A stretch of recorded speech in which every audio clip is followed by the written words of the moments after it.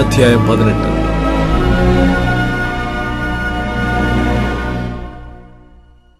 അനന്തരം ഇസ്രായേൽ മക്കളുടെ സഭ മുഴുവനും ശീലോവിൽ ഒന്നിച്ചുകൂടി അവിടെ സമാഗമന കൂടാരം നിർത്തി. ദേശം അവർക്ക് കീഴടങ്ങിയിരുന്നു.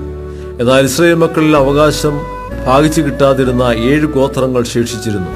യോശുവ ഇസ്രായേൽ മക്കളോട് പറഞ്ഞതെന്നാൽ, നിങ്ങളുടെ പിതാക്കന്മാരുടെ ദൈവമായ യഹോവ നിങ്ങൾക്ക് തന്നിരിക്കുന്ന ദേശം കൈവശമാക്കുവാൻ പോകുന്നതിന് നിങ്ങൾ എത്രത്തോളം മടിച്ചിരിക്കും? ഓരോ ഗോത്രത്തിനും 3 പേരെ നിയമിപ്പീൻ.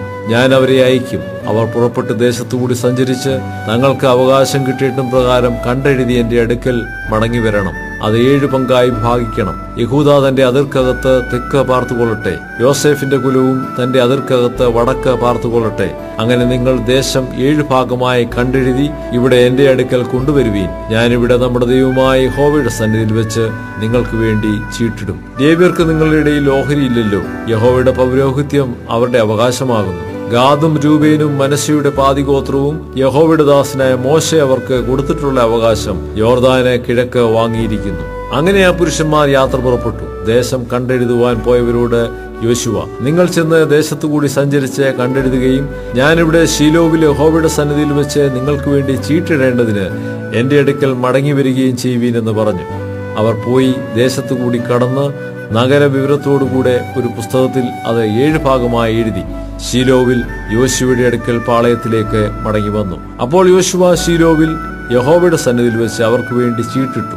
അവിടെ വെച്ച് യോശുവ ഇസ്രായേൽ മക്കൾക്ക് ഗോത്രവിഭാഗപ്രകാരം ദേശം വിഭാഗിച്ചു കൊടുത്തു. ബെന്യാമീൻ മക്കളുടെ ഗോത്രത്തിന് കുടുംബമായി നറുക്കുവന്നു. അവരുടെ അവകാശത്തിന്റെ അതിർ യഹൂദയുടെ മക്കളുടെയും യോസേഫിന്റെ മക്കളുടെയും മധ്യേ കിടക്കുന്നു. വടക്ക് ഭാഗത്ത് അവരുടെ വടക്കേ അതിർ യോർദാങ്കൽ തുടങ്ങി വടക്കേ എരീഹോവിന്റെ പാർശ്വം വരെ ചെന്ന് പടിഞ്ഞാറോട്ട് മലനാട്ടിൽ കൂടി കയറി ബേത്ത് ആവേൻ മരുഭൂമിയെങ്കിൽ അവസാനിക്കുന്നു. അവിടെ നിന്ന് ആ അതിർ ബേഥേൽ എന്ന ലൂസിന്റെ തെക്കുവശം വരെ കടന്ന് താഴത്തെ ബേത്ത് ഹോരോന്റെ തെക്കുവശത്തുള്ള മലവഴിയായി അദേരോത്ത് അദാരിലേക്ക് ഇറങ്ങുന്നു. പിന്നെ ആ അതിർ വളഞ്ഞ് പടിഞ്ഞാറേ വശത്ത് ബേത്ത് ഹോരോന് എതിരെയുള്ള മല മുതൽ തെക്കോട്ട് തിരിഞ്ഞ് യഹൂദാ മക്കളുടെ പട്ടണമായ കിര്യത്ത് യെയാരീം എന്ന കിര്യത്ത് ബാലയെങ്കിൽ അവസാനിക്കുന്നു.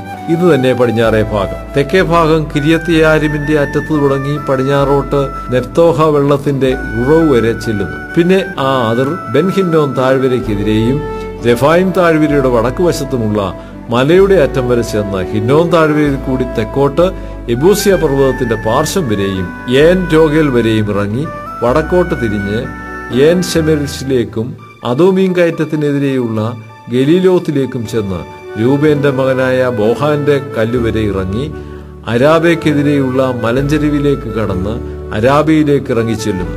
പിന്നെ ആ അതിർ വടക്കോട്ട് ബേത്ത് ഹോഗ്ലയുടെ മലഞ്ചെരിവ് വരെ കടന്ന് തെക്ക് യോർദാന്റെ അഴിമുഖത്ത് ഉപ്പുകടലിന്റെ വടക്കേ അറ്റത്ത് അവസാനിക്കുന്നു. ഇത് തെക്കേ അതിർ. അതിന്റെ കിഴക്കേ അതിർ യോർദാനാകുന്നു. ഇത് ബെന്യാമീൻ മക്കൾക്ക് കുടുംബമായി കിട്ടിയ അവകാശത്തിന്റെ ചുറ്റുമുള്ള അതിരുകൾ.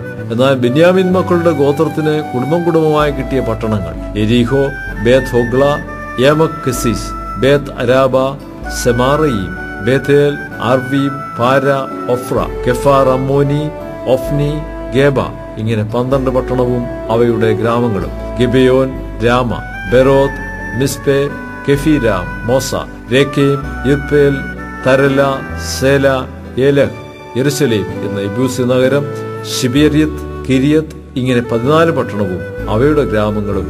ഇത് ബെന്യാമീൻ മക്കൾക്ക് കുടുംബമായി കിട്ടിയ അവകാശം.